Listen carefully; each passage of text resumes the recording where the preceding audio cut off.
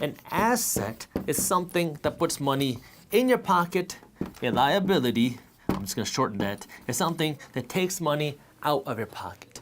This part is pretty simple to understand, but what happens is many of us are confusing liabilities for assets. Let me give you an example of this. Your home is what everybody calls your biggest asset. That is where you will be able to build generational wealth. This is why we want to push home ownership for all Americans. Now listen, I'm a real estate investor. I have a real estate salesperson's license. I used to help people buy and sell homes, and I'm an attorney. I've seen this from a lot of different angles. And when I was getting my real estate license back when I was 20 years old, one of the first things they teach you when it comes time to selling real estate is how you are going to help so many people buy the biggest investment of their life. Their home. We are bred to think that your home is an asset. We are bred to think that our home is an investment. But wealthy people don't look at the home that they live in as an asset. Wealthy people look at the home that they live in as a liability because it's not putting any money in your pocket every single month. Your home is a money pit. Now sure, maybe when you go and sell your home, you'll be able to sell it for a profit, but it's not guaranteed.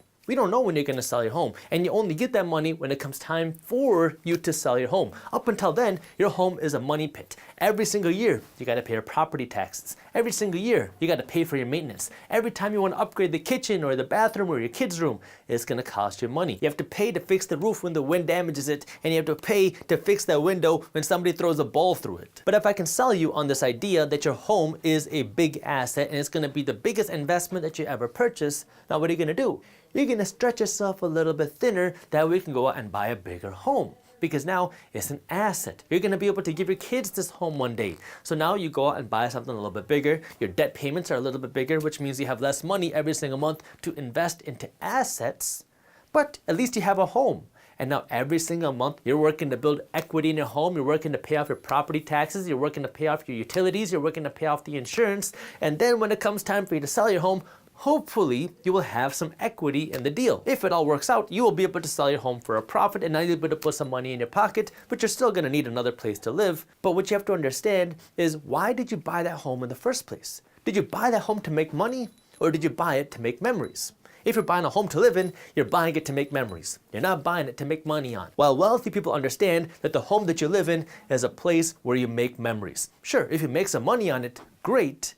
But that's not the reason why they're buying the home. They're buying the home to make memories. If I want to make money in real estate, I'm not going to go out and buy a big home to live in. I'm going to go out and buy a rental property, because my rental property I'm buying for the sole purpose of making money. If you really want to make money from a home, buy a home that you're going to rent out for somebody else instead of buying a big home for you to live in yourself. So what you have to understand is your home is a liability more than it is an asset. It is a liability until you sell it, and if you sell it, hopefully you'll be able to sell it for a profit. But what happens to so many people is we fall in love with the idea of owning a home, and then we want a really nice home, we want a bigger home, so now we stretch ourselves thinner and thinner and thinner, and now we're living paycheck to paycheck. That way we can just own a home, but hey, at least you're building some equity in your home, right? Well, if you weren't doing that, you lived smaller and you didn't think of your home as an asset, you didn't think of your home as the biggest investment that you'd ever make, well, now you'd have more money every single month to invest your money into assets, to invest your money to actually build equity into real estate investment properties, to build equity into companies, that way now you can build real wealth instead of just working your butt off to buy a big home, which is only really making your real estate broker, your mortgage broker, and your banker richer,